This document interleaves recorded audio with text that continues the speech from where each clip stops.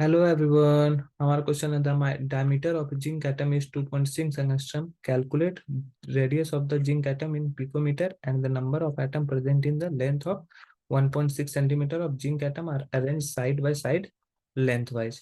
देखो डायमीटर यहाँ पे दिया हुआ है 2.6 एंगस्ट्रम. ठीक है, हम लोग को रेडियस फाइंड करना है क्योंकि हम लोग जानते हैं कि R इक्वल्स टू D/2 होता है.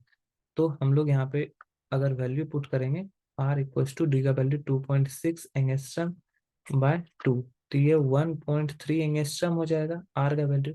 लेकिन हम लोग को पूछा गया है कि ये पिकोमीटर में आना चाहिए. तो पिकोमीटर, ये एंगस्ट्रम का मतलब हो गया 10⁻⁻10 मीटर. ठीक है, लेकिन ये एंगस्ट्रम है. अब ये पिकोमीटर का मतलब होता है 10⁻12 मीटर. ठीक है, अगर उसके हिसाब से निकालना है 10⁻12 से, तो इसको क्या करेंगे, 100 से हम लोग मल्टीप्लाई भी कर लेते हैं, 100 से इसको डिवाइड भी कर देते हैं. तो क्या होगा, 100 से अगर मल्टीप्लाई करेंगे 1.3 को, तो ये 130 हो जाएगा. और ये 10⁻10 बाय 10 ये हो जाएगा. अब इसको हम लोग क्या कर सकते हैं, इसको लिख सकते हैं 10⁻10, और ये 100 जब ऊपर जाएगा तो 10⁻². तो ये 130 इंटू 10⁻12, इसी को लिख सकते हैं 130 पिको मीटर. ठीक है, तो हमारा फर्स्ट का आंसर आ गया 130 पिको मीटर. ठीक है, अब हम लोग दूसरे क्वेश्चन पे चलते हैं. दूसरे, number of atom present in length of 1.6 centimetre of zinc atom arrange by side. अब देखो डायमीटर हम लोग को दिया हुआ है, डी कितना दिया हुआ है, 2.6 एंगस्ट्रम. एंगस्ट्रम का मतलब है 10⁻⁻10 मीटर. ठीक है, और हम लोग का लेंथ जो दिया हुआ है, लेंथ हमारा कितना दिया हुआ है, 1.6 सेंटीमीटर. अब हम लोग जानते हैं 1 सेंटीमीटर इक्वल्स टू होता है 10⁻². मीटर. ठीक है, तो इसीलिए 1.6 सेंटीमीटर इक्वल्स टू हो जाएगा 1.6 इंटू 10⁻² मीटर.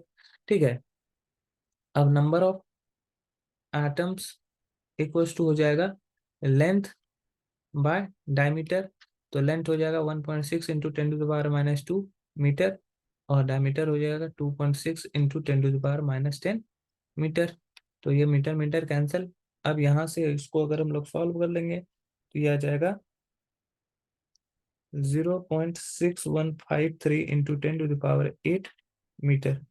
ठीक है, अब इसको हम लोग ठीक से सॉल्व कर लेंगे तो ये हो जाएगा 6.153 into 10⁷. Sorry, not metre, metre तो कैंसिल हो जाएगा ना. तो ये इतना एटम्स हो जाएगा. तो टोटल नंबर ऑफ एटम ये हो जाएगा 6.153 इंटू 10⁷ एटम्स. आई होप ये क्वेश्चन आपको समझ में आया होगा. That's all, thank you.